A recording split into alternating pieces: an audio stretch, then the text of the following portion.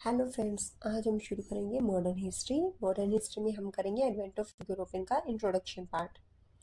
अभी देखिए, इंडिया और यूरोप इनके बीच में जो ट्रेड रिलेशन है ये बहुत पहले से एंशियंट डेज ग्रीक के टाइम से है।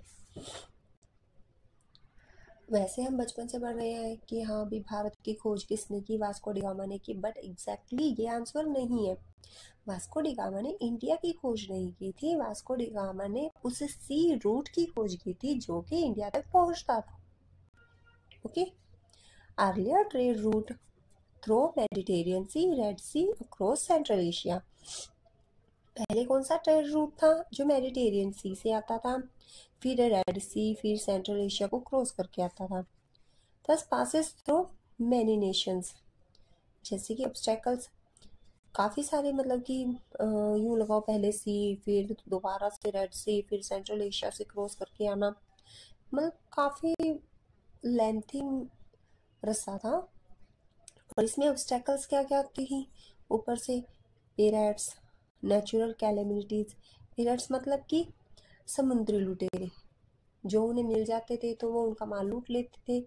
तो आप यूँ लगा लो कि जैसे अगर मान लो कि वो जितना अपना माल लेके जा रहे होते थे उसमें से उनके पास 20 या 30% ही रह जाता था। बाकी नेचुरल कैलेमिटीज भी होती थी, मतलब कि कहीं तूफान आ गया, कुछ भी हो सकता था, एकदम से सैलाब आ गया, इस तरह से। येट ट्रेड हाईली प्रॉफिटेबल, पर फिर भी उनका जो ट्रेड था वो हाईली प्रॉफिटेबल था due to the pressing demand of eastern spices in the European market. क्योंकि यूरोपियन मार्केट में जो हमारे मसाले थे वो क्या थे, फेमस थे, उनकी बहुत ज़्यादा डिमांड थी। इतनी डिमांड थी, आप समझो कि मतलब वो लोग अपना पूरा माल ले जा भी नहीं पाते थे, सिर्फ कुछ ही माल ले जा पाते थे, कुछ ही सामान ले जा पाते थे, बट फिर भी उन्हें इतना प्रॉफिट होता था। तो सोचो कितनी डिमांड होगी, क्योंकि जो मसाले हमारे यहाँ मिलते थे वो वहाँ पर थे ही नहीं। खाने को टेस्टी बनाने के लिए मसालों की ज़रूरत पड़ती है और वो वहाँ पर नहीं होते थे, इसीलिए उनकी इतनी डिमांड थी।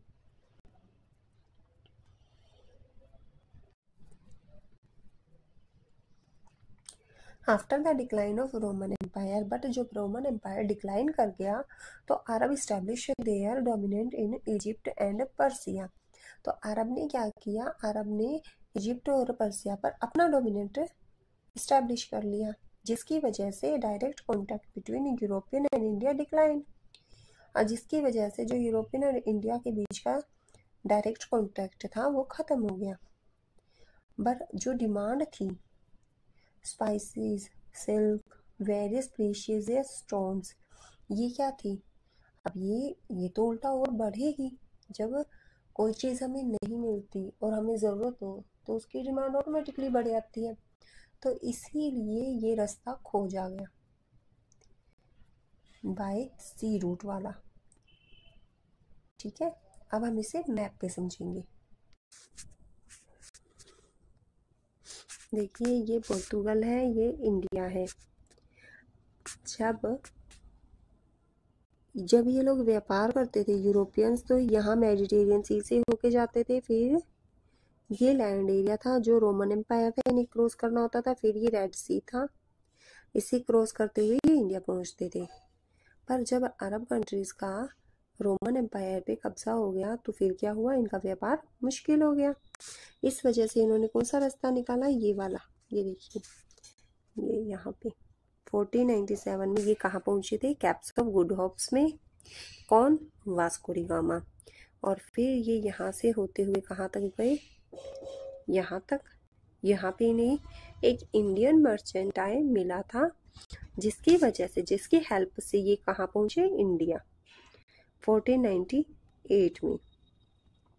ठीक है, अब वापसी फिरी, इन्होंने यही रूट अपनाया, इसी रूट से ये क्या हुआ, वापस जाते थे। ये था हमारा इंट्रोडक्शन पार्ट जो आज हमारा कंप्लीट हो गया। इसमें हमने सिर्फ इंट्रोडक्शन देखा है कि यूरोपियन इंडिया में आए क्यों, उन्हें ट्रेड की क्या ज़रूरत थी, ये सब हमने पढ़ा। बाकी हमें से कौन कौन आए थे यूरोप से उनके बारे में प्रॉपर डिटेल में पढ़ेंगे आगे आने वाली वीडियोस में। अगर आपको मेरी वीडियो अच्छी लगी हो तो please like and subscribe the channel and comment में कि आपको वीडियो कैसी लग रही है।